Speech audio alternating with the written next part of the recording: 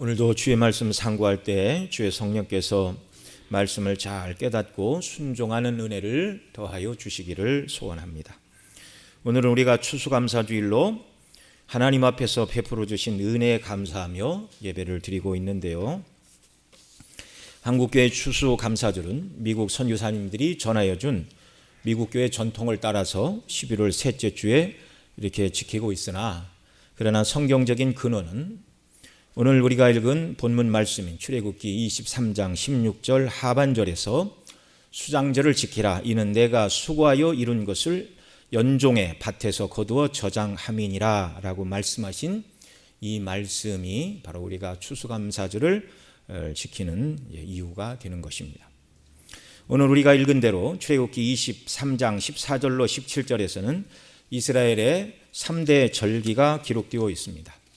전체적으로는 이스라엘에 7개의 절기가 있습니다. 그 중에 특별히 3대 절기는 꼭 지켜야 된다, 이렇게 말씀을 하고 계시는데요. 15절에 말씀하는 무교병의 떡을 먹는 절기인 무교절 지키라, 그렇게 말씀하죠. 그리고 16절에서 말씀하시는 맥주절과 수장절이 바로 하나님께서 기념하여 반드시 지켜야 된다는 이스라엘의 3대 절기입니다. 명절로 지키라, 그 말이죠. 매 안식일에는 함께 안식하며 하나님을 예배하고 섬기는 것뿐만 아니라 특별히 기념하여 명절로 지켜야 될 것이 7개가 있지만 그 중에 3개는 반드시 모든 남자들은 다 여호와 앞에 나와서, 이 남자라고 그러니까 이게 대표성의 원리죠. 구약의 레위인은 첫 장자들의 대표라고 말씀을 드렸고, 첫 아들은 모든 아들들의 대표라고 말씀을 드렸습니다. 그래서 구약의 레위인은 신약의 모든 성도들의 예표다라는 것을 얼마 전에 말씀을 드렸는데, 마찬가지로 이 신약 시대에는 남자로 예표된 이 예표 안에 여자의 머리는 남자다, 그렇게 말씀을 하는 것처럼 모든 사람이 여기 다 포함이 되어 있는 것입니다. 남자, 여자, 어린아이 할 것 없이 구원받은 모든 하나님의 백성들이 감사하며 지켜야 한다라는 말씀입니다. 자, 1차적으로 이 3번의 절기들은 출애굽의 구원을 시작으로요. 출애굽의 구원이 이제 그 모든 절기를 지키라는 근원입니다. 출애굽의 구원을 시작으로 하여 하나님께서 곡식을 거두어 기념하게 하시는 이 모든 절기를 하나님 앞에 지키라, 이렇게 말씀하고 있죠. 그러니까 곡식을 거두어서 하나님 앞에 감사하는 절기일 뿐만 아니라 그 절기들에 하나님께서 영적인 의미를 더하여 주셨다는 말입니다. 자, 먼저 무교절을 지키라, 이렇게 말씀하셨는데, 무교절은 이제 다른 말로 하면 유월절이라고도 말을 하죠. 출애굽기 12장 살펴보면서 애굽에서 어린 양의 피를 문 인방과 설주에 바르고 출애굽한 것을 기념하여 유월절을 지키라 말씀하셨는데, 그것이 유대인의 달력으로 그 달을 첫 달로 삼으라, 그렇게 말씀하셨죠.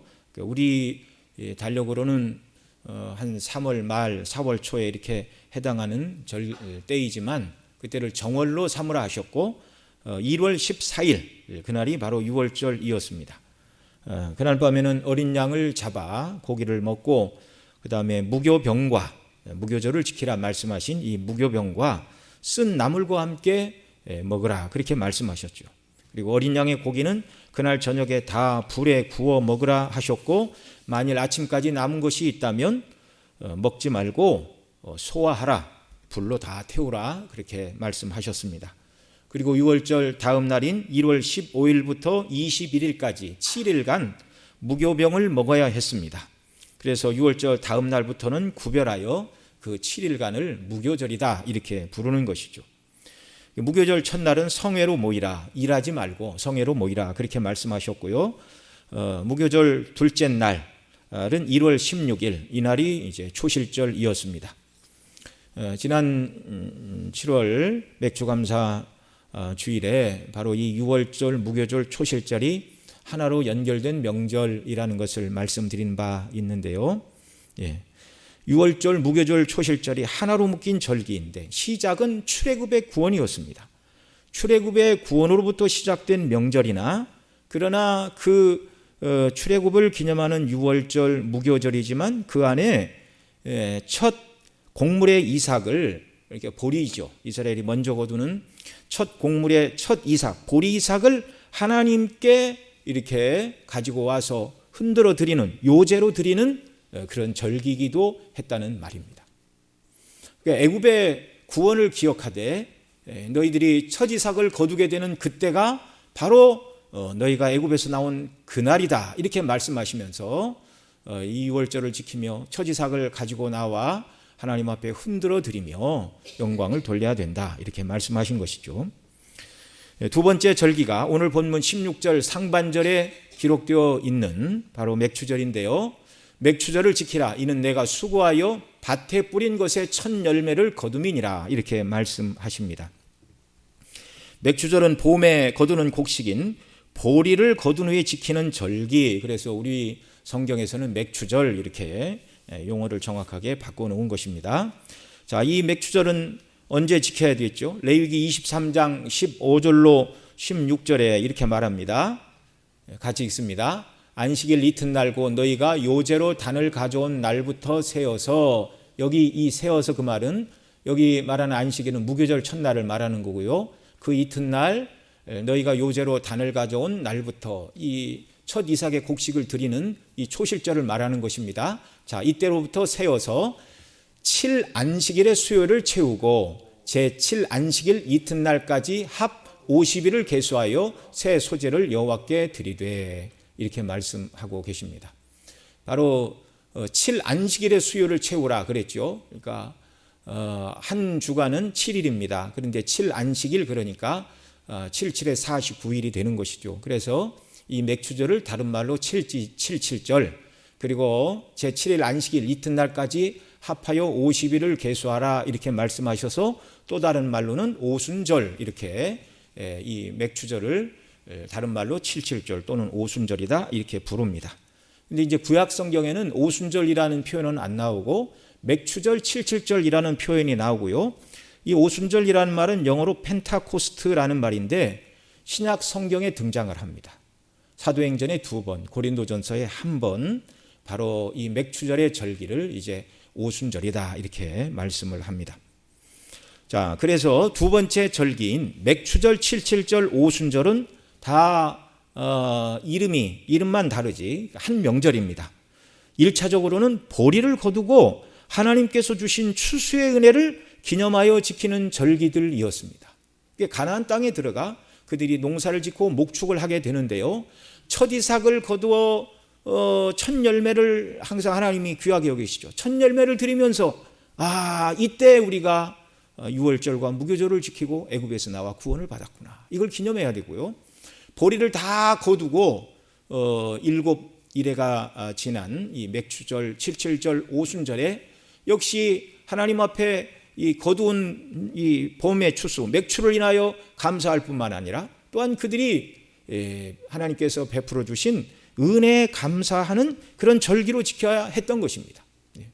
그래서 이 출애굽기 오늘 읽은 말씀에 보면 무교절을 지키라, 그렇게 말씀하시고 나서 뭐라고 그랬죠? 그때 너희가 애굽에서 나왔습니다, 그렇게 말씀을 하고 계십니다. 그리고 이제 세 번째 절기가 바로 이 수장절의 절기가 되는데요. 오늘 본문 출애굽기 23장 16절에 하반절에서 수장절을 지키라, 이는 내가 수고하여 이룬 것을 연종에 밭에서 거두어 저장함이니, 그 해 연말 끝에 밭에서 거두어 저장하는 절기다. 역시 이 수장절도 가을에 추수하는 곡식인 밀을 비롯한 모든 곡물 다 거두어 저장하고 하나님께서 주신 추수의 은혜에 감사해서 지키는 그런 절기였습니다. 이 수장절을 지켜야 되는 때는요, 유대인의 달력으로 7월이었는데 먼저 7월에는 세 개의 명절이 있었습니다. 7월 1일 나팔을 불어 기념하는 나팔절의 절기를 지켜야 됐고요. 그 다음 7월 10일에는 대속죄를 지키고, 그리고 7월 15일부터 7일간 21일까지 지키는 절기가 바로 이 수장절이 되겠습니다. 그래서 모든 것을 다 거두어 드리고 주신 은혜에 대해서 감사하는 것. 그러니까 1차적으로는 출애굽의 은혜로부터 기억하여 초실절에 열매를 드리고 맥추의 수확을 거두고 하나님 앞에 감사하고 연종의 모든 수확을 거두어드리고 이런 은혜를 주신 하나님 앞에 감사합니다라고 주신 그 모든 곡식과 삶에 필요한 은혜 주신 것에 대한 감사, 이것이 1차적인 모든 감사절의 그런 지키라는 이유였다는 말씀입니다. 자, 오늘 우리도 마찬가지죠. 우리가 먹고 입고 마시고 살아가는 모든 것이 다 하나님께서 주신 것임을 항상 기억해야 됩니다. 특별히 감사의 절기를 만날 때는 더더욱 그런 것이죠. 여러분, 우리가 이렇게 생각을 하면 뭐 그렇게 먹고 사는 것이 하나님의 은혜인가? 하나님의 은혜임을 우리가 알아야 됩니다. 출애굽 후 40년간 농사 지을 수 없는 광야를 걸었을 때 하나님께서는 40년간 그들이 굶지 않도록 양식을 하늘에서 비처럼 내리셨습니다. 그 양식을 뭐라고 그러죠? 만나라고 그럽니다. 만나. 그리고 목마른 그들을 위해서 물이 없을 때는 반석을 쳐 반석에서 나는 생수를 주셨고, 또 때때로 고기가 먹고 싶다 이렇게 말할 때는 메추라기를 진 사면에 내려주시어 먹게 하시어 그들이 하루도 굶지 않고 광야길을 가게 하셨습니다. 안식일에는 거두지 말라고 하셨지만 안식일 전날 2배를 거두게 하시고 하루도 먹을 것이 없어서 굶은 날이 없어요. 하나님의 능력이고 하나님의 은혜입니다. 자, 이렇게 아무것도 할 수 없는 광야에서 만나를 주시고 물을 주신 그 모든 것은 하나님의 은혜입니까? 은혜가 아닙니까? 예, 은혜이죠. 예.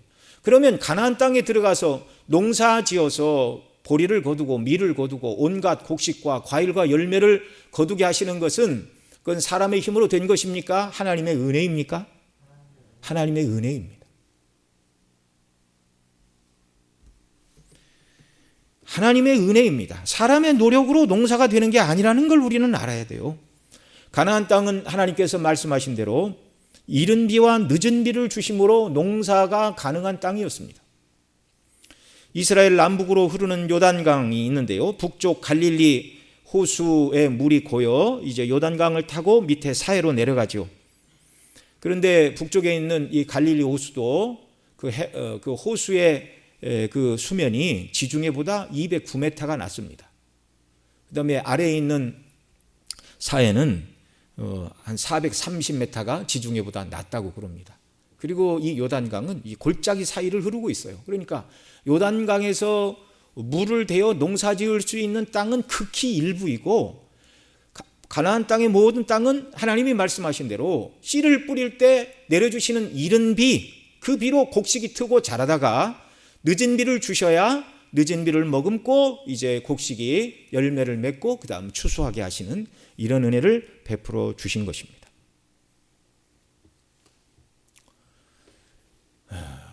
물론 이집트에서는 나일강이 있었죠. 그러나 그 나일강에 흐르는 물도 애굽 땅에 내린 비가 아니라 저 아프리카 중부로부터 흘러내린 비들이지만 하나님께서 하늘에서 비를 주시지 않았다면 그 어느 땅도 농사를 지을 수가 없는 것입니다. 그래서 이들이 가나안 땅에 들어가서 초실절을 지키고 맥추절을 지키고 수장절을 지킬 수 있었던 것은 그 백성을 먹이시기에 성실하신 하나님의 행사, 곧 때를 따라 비를 내려주시는 은혜의 결과였음을 우리는 기억해야 됩니다. 그들은 이 사실을 기억하고 하나님 앞에 감사를 한 것이죠. 오늘 저와 여러분도 마찬가지입니다. 오늘날 믿는 자와 믿지 않는 자를 구별하지 않으시고 하나님께서는 인생 모두에게 긍휼을 베풀어 주시어 지구상의 모든 사람들이 양식을 먹고 살아가는 그런 은혜를 주셨습니다. 거듭 여러 번 말씀을 드렸지만 이 땅에 주신 양식이 모자라서 사람이 굶는 사람이 있는 것이 아니라 분배가 안 돼서 그런 것이죠. 사람들의 욕심 때문에 하나님의 능력이 모자라서 사람들이 굶어 죽고 있는 게 아니라는 말입니다. 충분히 먹을 것을 하나님이 다 주셨어요. 산상수훈에서 예수님은 원수 사랑을 말씀하시면서 정말 원수를 사랑하라, 그것이 하늘에 계신 너희 아버지의 아들이 되는 길이다, 이렇게 말씀하십니다. 마태복음 5장 44절 45절 우리 같이 읽겠습니다. 나는 너희에게 이르노니 너희 원수를 사랑하며 너희를 핍박하는 자를 위하여 기도하라. 이같이 한즉 하늘에 계신 너희 아버지의 아들이 되리니 이는 하나님이 그 해를 악인과 선인에게 비추게 하시며 비를 의로운 자와 불의한 자에게 내리우심이니라. 아멘. 예수님은 제자들에게 원수를 사랑하라 말씀하시면서 그 원수 사랑이 하나님을 닮은 자녀의 모습이다 이렇게 말씀하십니다. 그러면 하나님께서 우리가 원수를 사랑하듯 하나님께서 인생을 사랑하신 것이 무엇인가? 그게 바로 악인과 선인에게 햇빛을 비춰주시고 의로운 자와 불의한 자 모두에게 비를 내려주신 것이다. 주님이 이렇게 말씀을 하셨습니다. 여러분, 아무리 땅이 좋고 농사 기술이 뛰어나다 할지라도 해가 비치지 않고 비가 내리지 않으면 식물은 자랄 수 없고 농사가 되지 않으며 그러면 사람과 동물이 먹을 것이 없어지고 생명체가 존재할 수 없게 되는 것입니다. 뜨거운 햇빛만 있고 물이 안 내리면 그 땅이 사막이 되는 것이고요. 햇빛이 충분히 비치지 못하고 비만 내리면 남극 북극처럼 얼음만 쌓이게 되는 것입니다. 햇빛과 비를 골고루 주셔서 모든 곡식이 자라게 하신 하나님의 은혜, 이걸 우리가 항상 기억하고 감사해야 하는 것입니다. 오늘도 저와 여러분이 먹고 마시는 이 모든 은혜, 이 모든 것 다 하나님께서 선인과 악인, 불의한 자와 의로운 자 모두에게 햇빛을 주시고 하늘에서 비를 내리신 하나님의 능력과 사랑에서 기인한 일이라는 말입니다. 그러니 우리는 먹고 마시고 살아가는 모든 은혜, 또한 건강을 지켜주셔서 열심히 일하게 하시며 살아가게 하신 이 하나님의 은총을 찬미하고 높여야 하는 것이죠.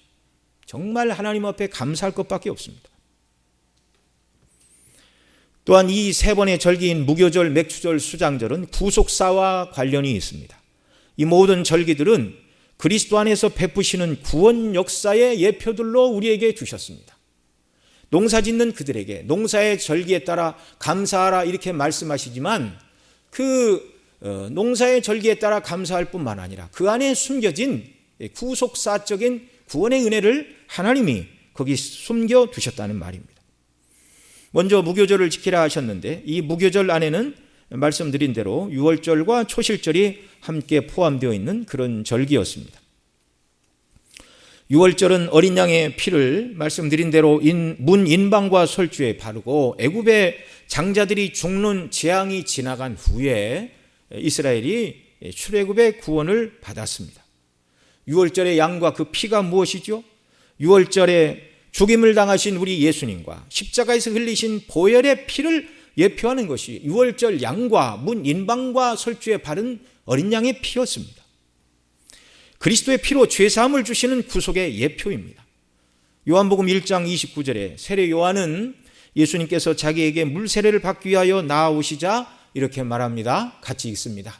이튿날 요한이 예수께서 자기에게 나아오심을 보고 가로되 보라, 세상 죄를 지고 가는 하나님의 어린 양이로다. 아멘. 이 예수님이 유월절에 죽으셨습니다. 무교절은 누룩 없는 떡을 먹는 절기인데 무교병을 먹는 것은 이 누룩은 이제 죄를 상징하는 것이죠. 그러니까 죄 없는 떡을 먹으라 이 말은 그리스도의 피로 구속함을 받은 저와 여러분이 죄 없으신 예수님의 삶에 참여하는 거룩한 삶을 살아야 되는 자들로 부르심을 받았다는 것을 가르쳐 주시는 절기였습니다. 이것을 사도 바울은 고린도전서 5장 6절로 9절에서 이렇게 말합니다. 같이 읽습니다. 너희의 자랑하는 것이 옳지 아니하다. 적은 누룩이 온덩이에 퍼지는 것을 알지 못하느냐? 너희는 누룩 없는 자인데 새 덩어리가 되기 위하여 묵은 누룩을 내어 버리라. 우리의 유월절 양 곧 그리스도께서 희생이 되셨느니라. 이러므로 우리가 명절을 지키되 묵은 누룩도 말고 괴악하고 악독한 누룩도 말고 오직 순전함과 진실함에 누룩 없는 떡으로 하자. 내가 너에게 쓴 것에 음행하는 자들을 사귀지 말라 하였거니와. 그리고 그 뒤에 이제 누룩 없는 삶이 무엇인가를 말하는데 음행 없는 삶뿐만 아니라 그 뒤에 나오는 온갖 죄들을 버리는 삶이 누룩 없는 성도의 경건한 삶이다. 그리스도를 닮아가는 성화의 삶이다. 이렇게 사도 바울이 말씀을 하고 있습니다. 무교절 둘째 날이 초실절이라고 말씀을 드렸는데요. 첫 열매를 하나님께 요제로 드리는 날이었습니다. 그런데 여러분, 첫 열매가 그날에만 익었을까요? 그렇지 않죠. 그 전에도 익었죠. 그러나 그때 거두러 하셨습니다. 그러니까 6월절로부터 이틀 후, 6월절에 예수님이 죽임을 당하시고 이틀 후 죽은 지 3일 만에 부활하셨는데, 이 모든 추수의 첫 열매를 하나님 앞에 가지고 나와 드리는 것은 바로 초실절의 영적인 의미는 그리스도의 부활이었습니다. 죽은 지 3일 만에 부활하실 그리스도를 하나님께서 내다보시고 6월절 이틀이 지난 제3일째 되는 그날에 초실절의 열매를 드려라. 그리스도께서 부활의 첫 열매가 되실 걸 하나님 아버지께서 미리 다 내다보시고 이런 절기를 주신 것입니다. 고린도전서 15장 20절과 23절에 사도 바울은 이렇게 말합니다. 같이 읽습니다. 그러나 이제 그리스도께서 죽은 자 가운데서 다시 살아 잠자는 자들의 첫 열매가 되셨도다. 사망이 사람으로 말미암았으니 죽은 자의 부활도 사람으로 말미암는도다. 이 구약의 절기 속에서 그리스도의 죽으심, 죄 없으심, 그리고 부활까지, 그리고 더 말씀을 드리겠지만 우리가 오늘 중점적으로 살펴볼 이 수장들은 예수님의 재림과 함께 우리가 하나님 나라로 알곡이 되어 하나님이 창고에 우리를 모으시는 영광의 나라에 들어가는 이 절기 속에 구속사의 모든 경륜을 다 하나님께서 미리 말씀해 주고 계십니다.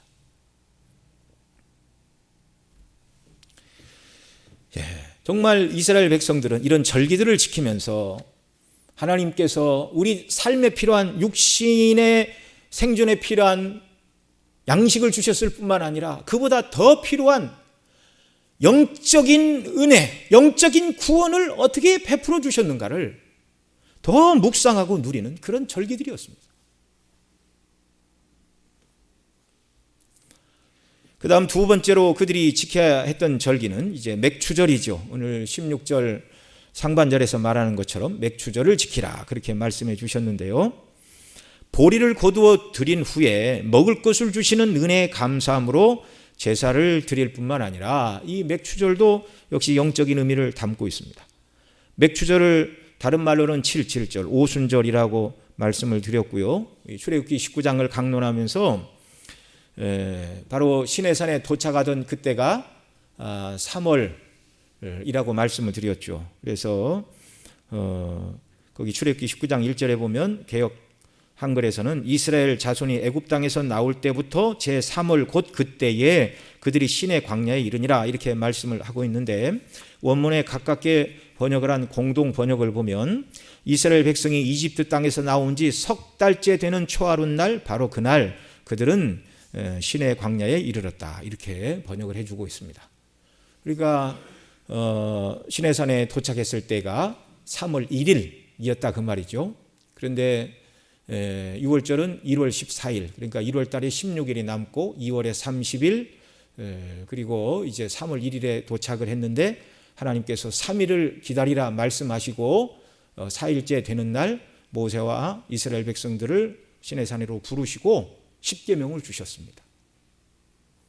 백성들이 두려워하자 이제 백성들이 죽을 것 같으니 더 이상 하나님이 말씀하시지 말게 하여 주옵소서 그러자 십계명은 모든 백성이 다 듣는 데서 말씀하시고 하나님께서 그 백성의 요청을 허락하사 모세만 깊음 가운데 들어가 하나님께 말씀을 받았습니다. 그게 출애굽기 21장, 22장, 23장이라고 말씀을 드렸죠.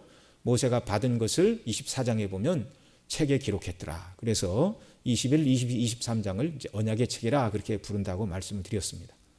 오늘 우리가 살펴보고 있는 이 출애굽기 23장도 바로 오순절에 받은 말씀입니다.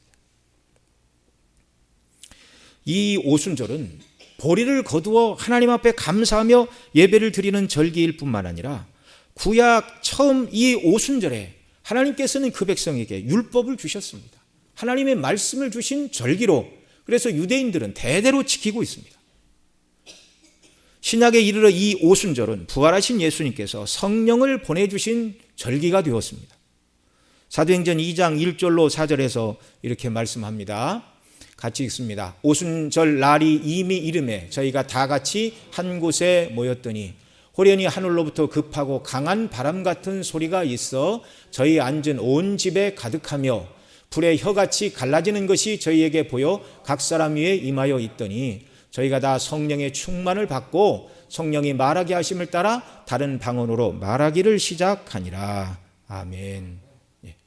바로 오순절에 성령이 임하셨어요. 여기 오순절 날이 이미 이름에 이렇게 말하는데 영어 성경으로는 풀리 그렇게 되어 있습니다. 다른 날도 아니고 바로 그날, 오순절이 된 바로 그날, 예수님이 부활하시고 40일 이 땅에 계시다가 승천하시고 열흘 후 50일이 되는 오순절에 성령을 이 땅에 부어주셨습니다. 그래서 우리가 맥추의 추수를 인하여 하나님 앞에 감사를 드릴 뿐만 아니라 그날은 구약의 모세가 율법을 받은 날, 그러니까 곧 하나님의 말씀을 주신 것을 기념하는 날이기도 하고 또 오순절에 성령을 부어주신 것을 기념하는 날, 성령이 오심으로 교회가 탄생하게 되었습니다. 오순절은 다르게 말하면 교회의 생일날이 되기도 하는 것이죠. 세 번째로 수장절은 우리에게 어떤 의미가 있습니까? 가을의 추수를 끝내고 곡식을 저장한 후 지키는 절기라고 말씀을 드렸는데 오늘 출애굽기 23장 16절 하반절에서 뭐라고 그럽니까? 수장절을 지키라. 이는 내가 수고하여 이룬 것을 연종의 밭에서부터 거두어 저장함이니라. 이렇게 말씀하고 계십니다. 앞서 살펴본 무교절, 또 무교절 안에 포함된 유월절과 초실절, 그리고 맥추절, 다른 말로는 실칠절, 오순절이 다 영적인 의미가 있었던 것처럼 가을에 곡식을 거두어 드리고 기념하여 하나님 앞에 드리는 이 수장절도 역시 단순히 곡식을 거두어서 감사하니 하나님 앞에 나와 제사하며 예배하라라는 것뿐만 아니라 또 다른 영적인 의미를 함께 하나님께서 베풀어 주셨습니다. 수장절의 다른 이름이 초막절, 장막절인데요. 레위기 23장 40절 이하에 이렇게 말합니다. 우리 몇 절 읽습니다. 첫날에는 너희가 아름다운 나무 실과와 종려가지와 무성한 가지와 신의 버들을 취하여 너희 하나님 여호와 앞에서 7일 동안 즐거워할 것이라. 그 다음 42, 43절 너희는 7일 동안 초막에 거하되 이스라엘에게서 난 자는 다 초막에 거할지니 이는 내가 이스라엘 자손을 애굽 땅에서 인도하여 내던 때에 초막에 거하게 한 줄을 너희 대대로 알게 함이니라. 나는 너희 하나님 여호와니라. 아멘. 수장절을 지키라. 곡식을 거두어 드리고 감사함으로 지키는 절기일 뿐만 아니라 이것을 하나님은 다른 말로 초막절을 지키라. 이렇게 말씀하고 계세요. 그래서 곡식을 거두어 드리고 7일 동안 그들은 산에 가서 여기 하나님께서 말씀하신 대로 아름다운 나무 가지들을 꺾어다가 초막으로, 그러니까 나뭇가지로 움막을 지키고 그리고 거기에서 일주일 동안 하나님께서 살라 그렇게 말씀하셨습니다. 이때가 되면 평민이나 관리나 왕이나 할 것 없이 모두가 다 안락하고 편안한 자기 집을 버려두고 이 초막에 가서 일주일 동안 거해야 했어요. 왜요? 하나님 말씀하시잖아요. 애굽 땅에서 인도하여 내던 때에 너희가 초막에 거하게 한 줄을 너희가 알라. 이스라엘 백성들이 애굽에서 나와 광야 40년을 거하면서 누구는 잘 지어진 이렇게 가죽으로 된 그런 텐트에서도 생활한 사람이 있었겠지만 그렇지 못한 사람들은 나뭇가지를 꺾어서 이렇게 초막을 짓고 생활한 사람도 있었다라는 것을 가르쳐 주는 것이죠. 애굽에서 나온 구원을 기억하라는 것입니다. 광야 40년간 너희에게 먹이시고 입히신 전능하신 하나님을 기억하라는 것입니다.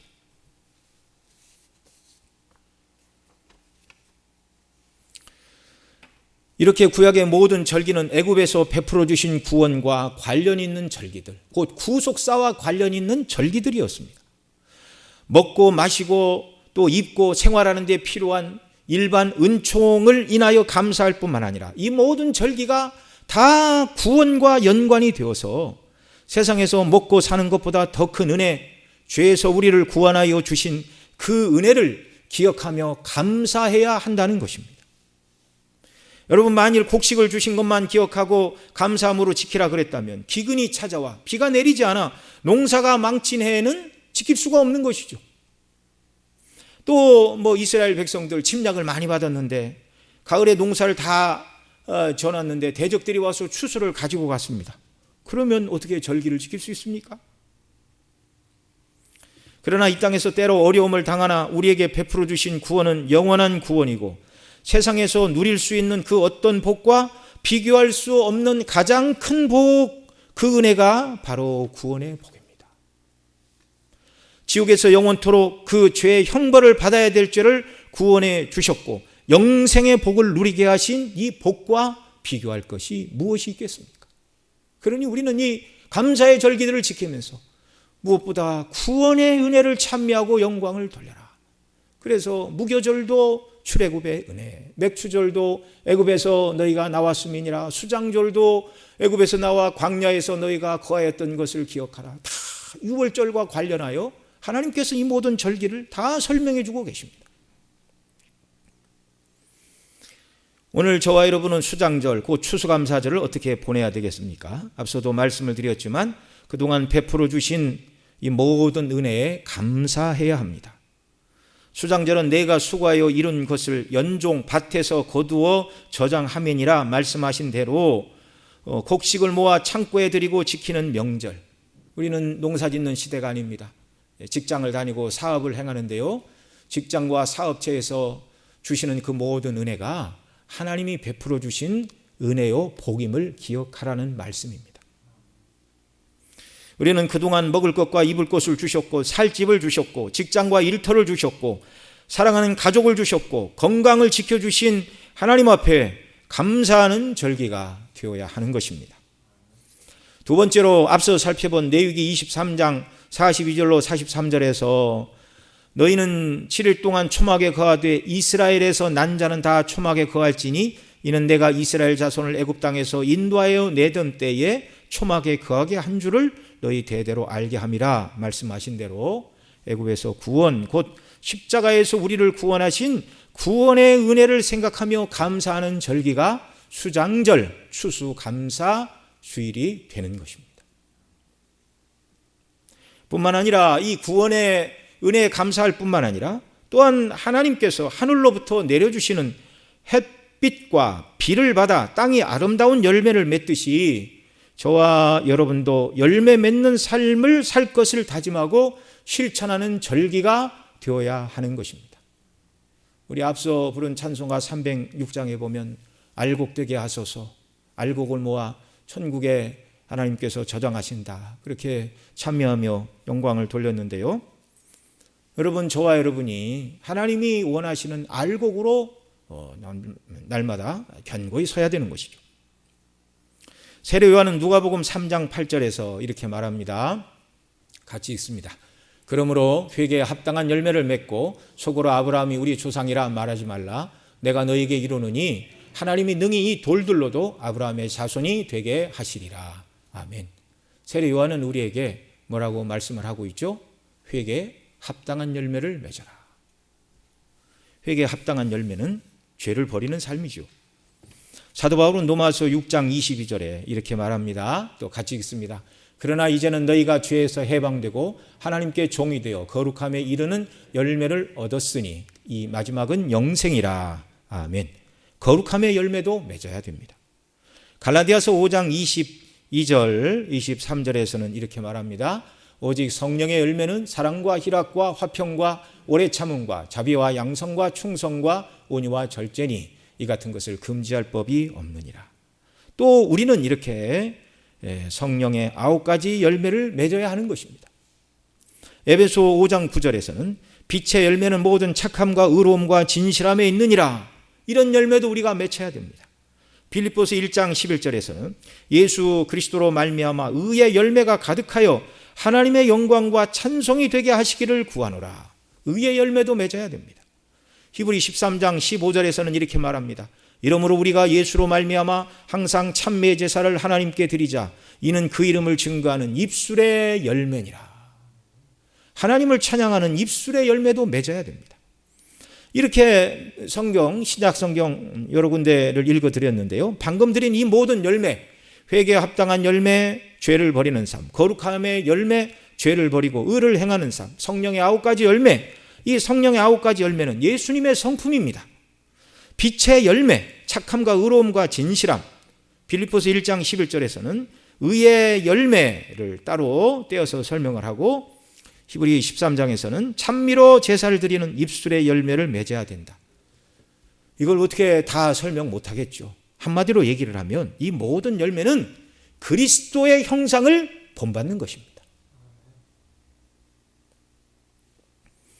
죄가 없으시고 하나님 일에 충성되시고 의와 진리의 거룩함을 따라 살아가신 예수 그리스도를 닮고 그분의 성품을 본받는 것이 저와 여러분이 추수감사절을 지내면서 우리도 열매 맺는 사람이 되어야 되는데 그리스도를 닮는 삶의 열매를 맺어야 된다라는 것을 우리가 생각을 하고 이런 소원을 가지시기를 바랍니다. 그리스도께서 베푸신 사랑 안에서 이 사랑을 실천하고 전도의 열매를 맺는 것, 이것이 저와 여러분이 그리스도 안에서 예수님의 성품을 담고 주님이 하나님께 영광을 돌리고 또 복음을 증거하고 전도의 열매를 맺으신 것처럼 저와 여러분이 이 땅에서 하나님의 알곡들로 맺혀야 될 열매들이라는 말씀입니다. 여러분, 이런 일은 어떻게 가능하죠? 농사를 짓는 일이, 그리고 농사지어 추수를 하고 하나님께 감사해야 되는 이유가 사람의 힘으로 농사가 되는 것이 아니고 하나님께서 하늘로부터 주시는 햇빛과 비를 주셨기 때문이라고 말씀을 드렸는데요.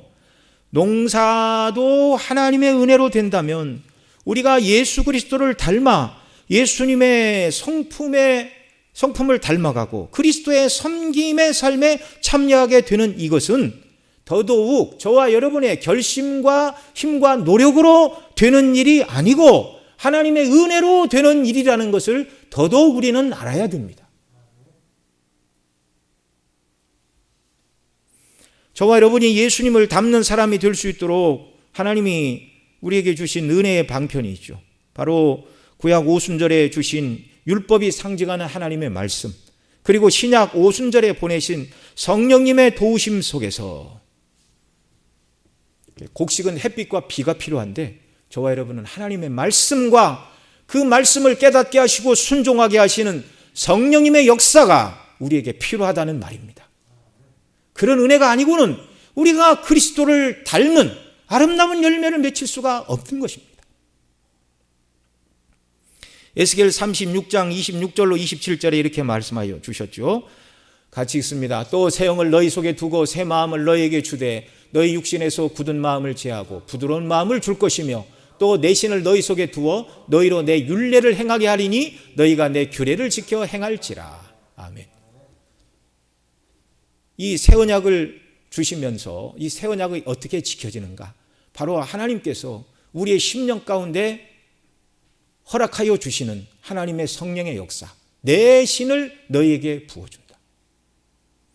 너희에게 부드러운 마음을 줄 뿐만 아니라 내 신을 너희 속에 두어 너희로 내 율례를 행하게 하리니 너희가 내 규례를 지켜 행할 것이라. 그래서 성령이 오셔서 하나님의 모든 진리의 말씀을 깨닫게 하시고 복음의 영광을 깨달아 알게 하시고 그리스도 안에서 나를 구원하신 은혜에 대한 감격과 기쁨으로 충만하게 하시고 그 기쁨과 은혜 가운데 그리스도를 닮게 하시고 주님이 우리에게 명하신 모든 일들을 어려운 일이요 짐이라 여기지 않고 기쁨으로 그 모든 일을 감당하는 삶을 살아가도록 성령께서 은혜 주심을 믿으시기를 바랍니다. 그리고 그런 은혜를 우리에게 충만히 부어주시기를 소망하고 기도해야 하는 줄로 믿습니다. 이렇게 우리가 감사절을 지켜야 되는 것이죠. 또한 수정절은 내가 수고하여 이룬 것을 연종 밭에서 거두어 저장함이라 말씀하신 대로 곡식을 모아 창고에 저장하고 지키는 절기들이었는데 이것은 그리스도의 재림 때에 앞서 천국의 아들들인 예수님 믿어 구원받은 모든 알곡들 이들을 천국에 모아 들이신다는 것을 예표하는 절기이기도 하였습니다. 세례요한은 마태복음 3장 12절에서 이렇게 말합니다. 같이 읽습니다. 손에 키를 들고 자기 타작마당을 정하게 하사 알곡은 모아 곡간에 드리고 쭉정이는 꺼지지 않는 불에 태우시리라. 이게 세례 요한이 메시아가 오셔서 이 일을 행하실 것이다, 그렇게 증거를 했어요. 그리고 이제 이 요한은 옥에 갇혔잖아요. 근데 예수님이 바로 이 일을 하셔야 되는데 자기 타작마당을 정하게 하사 알곡과 쭉정이를 구별하는 심판의 역사를 세례 요한은 예수님이 오셔서 그때 행하실 줄 알았던 거예요. 근데 그런 일은 안 하시고 계속 한 알의 밀알이 썩지 아니하면 열매를 맺을 수 없다, 그렇게 말씀하시고 복음을 증거하시고 계속 복음의 씨를 뿌리고 전도하시는 이런 일만을 하시니까 우리가 오실 메시아가 당신입니까? 우리가 다른 사람을 기다려야 됩니까? 이렇게 말했는데 여기 세례 요한이 말한 알곡과 쭉정이를 구별하여 쭉정이는 불에 태우고 알곡은 곡간에 모으시는 이 일은 예수님의 초림이 아니라 재림 때 있을 일이었습니다. 그래서 예수님이 세례 요한이 여자가 낳은 자 중에 모든 자보다 큰 자들아 말씀하시지만 그러나 하나님 나라에서는 세례 요한이 작은 자다 그랬죠. 왜냐하면 복음에 대한 이해가 저와 여러분들보다 부족했습니다. 세례 요한보다도 더 완전한 계시의 시대에 저와 여러분이 살고 있습니다. 우리 주님이 재림하사 알곡과 쭉정이를 구별하신다. 또 오늘 우리가 읽었던 이 신약의 본문 마태복음 13장에 보면 천국 비유를 말씀하시면서 천국, 그 나라가 어떤 나라인가를 말씀하시면서 알곡과 가라지 비유를 말씀하셨습니다. 30절에 보면 먼저 이렇게 말씀하시죠. 마태복음 13장 30절 같이 읽습니다. 둘 다 추수 때까지 함께 자라게 두어라. 추수 때 내가 추수꾼들에게 말하기를 가라지는 먼저 거두어 불사르게 단으로 묶고 곡식은 모아 내 곡간에 넣으리라 하리라. 아멘. 앞서 마태복음 3장에 말했던 세례 요한이 말했던 그 추수의 사역을 우리 주님이 재림 때 하실 것을 말씀하고 계십니다. 그 뒤에 오늘 우리가 읽은 마태복음 13장 36절로 43절 우리 한번 같이 더 읽습니다. 이에 예수께서 무리를 떠나사 집에 들어가시니 제자들이 나와 가로되 밭의 가라지의 비유를 우리에게 설명하여 주소서. 대답하여 가라사대 좋은 씨를 뿌리는 이는 인자요 밭은 세상이요 좋은 씨는 천국의 아들들이요 가라지는 악한 자의 아들들이요 가라지를 심는 원수는 마귀요 추수 때는 세상 끝이요 추수꾼은 천사들이니 그런즉 가라지를 거두어 불에 사르는 것 같이 세상 끝에도 그러하리라. 인자가 그 천사들을 보내리니 저희가 그 나라에서 모든 넘어지게 하는 것과 또 불법을 행하는 자들을 거두어 내어 풀무불에 던져 넣으리니 거기서 울며 이를 갈미 있으리라. 그때에 의인들은 자기 아버지 나라에서 해와 같이 빛나리라. 귀 있는 자는 들으라. 이 43절의 말씀이 저와 여러분을 향하여 하시는 말씀인 줄 믿습니다. 오직 예수님을 믿음으로 구원 얻은 자들에게 약속하시는 놀라운 선언이십니다. 예수님 재림하는 때가 추수 때요 추수한 곡식을 거두어 드리는 것을 요한계시록에서도 말합니다. 요한계시록 14장 14절로 16절 우리 또 같이 읽습니다. 또 내가 보니 흰 구름이 있고 구름 위에 사람의 아들과 같은 이가 앉았는데 그 머리는 금면류관이 있고 그 손에는 이한낫을 가졌더라. 또 다른 천사가 성전으로부터 나와 구름 위에 앉은 이를 향하여 큰 음성으로 외쳐 가로되 내 낯을 휘둘러 거두라. 거둘 때가 이르러 땅의 곡식이 다 익었음이로다 하니 구름 위에 앉은 이가 낯을 땅에 휘두르매 곡식이 거두어지니라. 아멘. 여러분, 하나님의 사람의 구름 위에 앉아 계신 사람의 아들과 같은 이 머리에 금면류관을 쓰고 손에 이한낫을 가지고 계신 그분 누구십니까? 우리 주 예수 그리스도이십니다. 근데 이제 15절에 보면 표현이 다른 천사가 성전으로부터 나와 구름 위에 앉은 이를 향하여 큰 음성으로 외쳐 가로되 내 낯을 휘둘러 거두라. 거둘 때가 이르러 땅의 곡식이 다 익었음이로다. 이렇게 좀 평서문으로 번역을 했는데요. 이제 원어적으로는 존중의 의미가 담고 있는 그런 표현입니다. 그러니까 이 말씀만 보면 예수님이 아니신가? 왜 천사가 똑같은 천사에게 말을 하는가? 그렇게 오해를 할 수 있지만 그렇지 않습니다.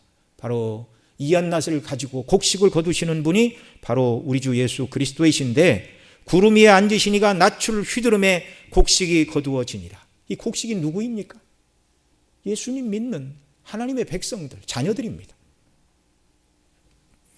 소림의 예수님은 복음의 씨를 뿌리고 친히 구속을 완성하셨습니다.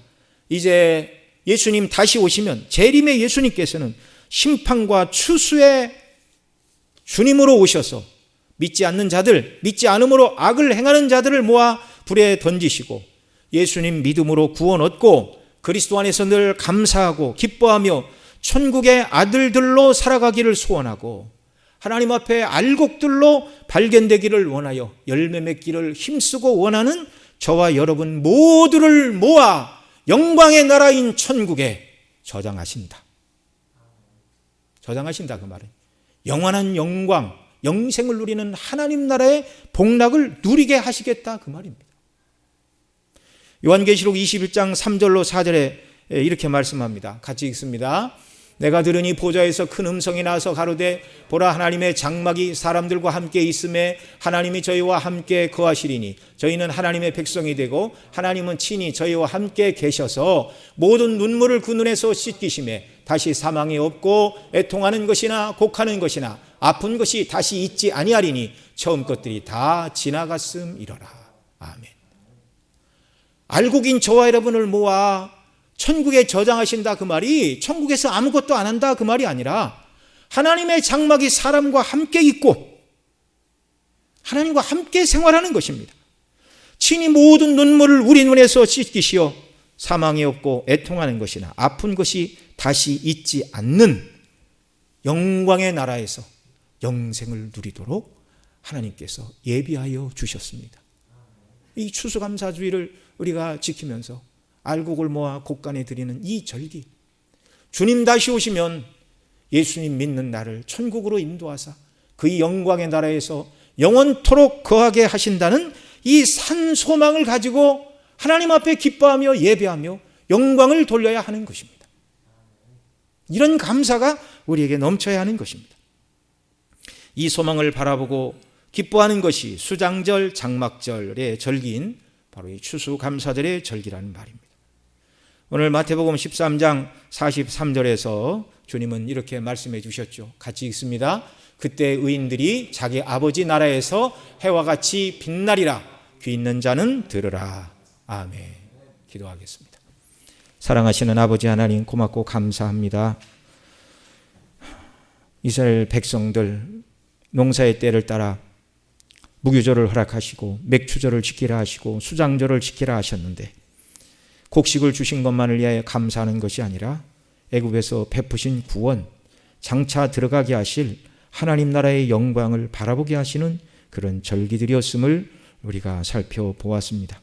오늘 우리가 추수감사주의를 지키면서 베풀어 주신 은혜에 대하여 일반 은총에 대하여 감사하는 자들 되게 하시고 구원의 은혜를 인하여 감사하게 하여 주옵시고 하나님이 기뻐하시는 열매 맺는 사람들이 되기를 소원하며 간구하는 감사의 절기가 되게 하시고 궁극적으로 우리를 천국의 알곡으로 들어가게 하실 그 영광의 나라에 대한 소망으로 충만하여 감사하며 예배하며 영광을 돌리는 이런 추수감사 예배가 되도록 더더욱 은혜를 베풀어 주옵소서.